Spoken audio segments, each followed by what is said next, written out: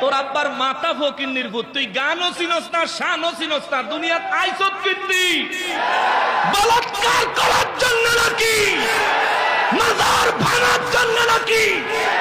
আল্লাহর আলীর মাজারে হাত দিলে তুই মুসলমান না, আল্লাহর আলীর মাজারে আক্রমণ করলে তুই মুসলমান না, আল্লাহর আলীর বিরোধিতা করলে তুই মৌলবি না, তুই জিনাকারী বলাৎকারের দল।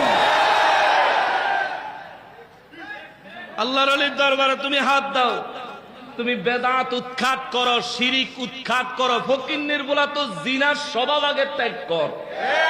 তোদের আকাম হইছে যত জায়গায়, ওই মাদ্রাসাগুলো বন্ধ কর।